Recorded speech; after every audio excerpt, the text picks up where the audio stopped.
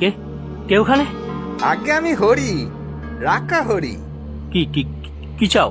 এখানে এলে কোথা থেকে? আগে আমি তো এখানেই ছিলাম।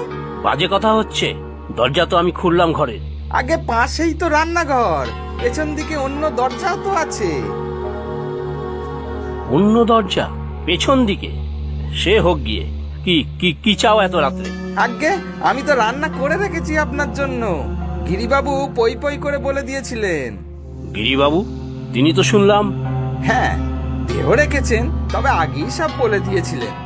উফ, বাঁচালে হরি, খিদে আমার পেট জ্বলছে। দাও দাও, কি আছে দাও তাড়াতাড়ি। হ্যাঁ, আপনি হাত ধুয়ে আসুন, এই টেবিলে আমি দিচ্ছি। গিরিবাবু বলে দিয়েছিলেন আপনি শহরের মানুষ, নিচে বসে খেতে পারবেন না, তাই এই চেয়ার টেবিল আনালেন অফিস ঘর থেকে। সত্যি হরি, তোমাদের এই গিরিবাবু ভারী বিচক্ষণ লোক ছিলেন। তুমি এবার দাও তো, যা আছে তাই দাও।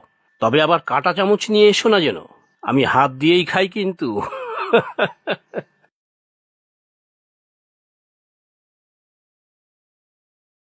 বেশি কিছু করতে পারিনি বাবু।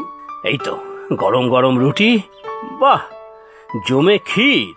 আপনি রুটি খেতে থাকুন, আমি গরম গরম ভেজে দেব। চমৎকার। এই রাত বিরেতে আর কি চাই? তরকারি কি আছে দেখি।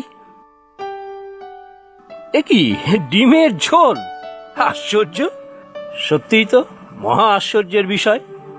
আমি মজা করে তেনাদের উদ্দেশ্যে বলেছিলাম রুটি আর ডিমের ঝোল, আর সত্যি হরি রুটি আর ডিমের ঝোলই দিল।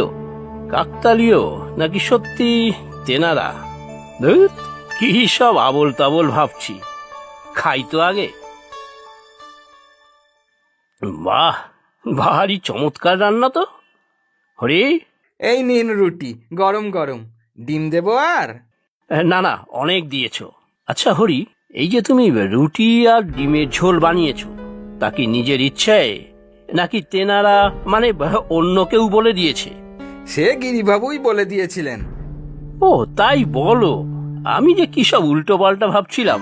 দারুণ হয়েছে গো। আমি রোজ রান্না করে দেব আপনার।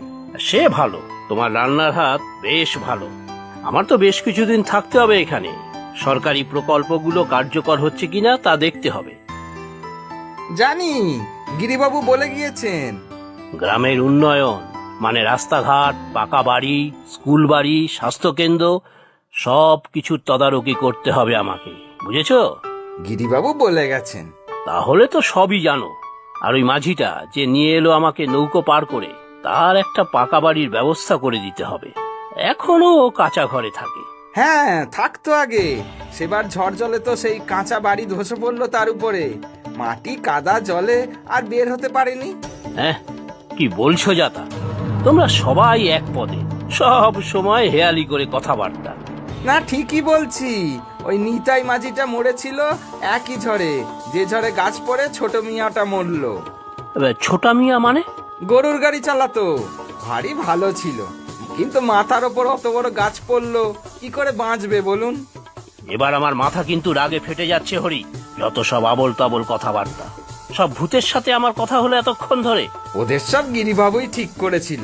আসলে এই গ্রামে তো তেনারা ছাড়া আর কেউ নেই।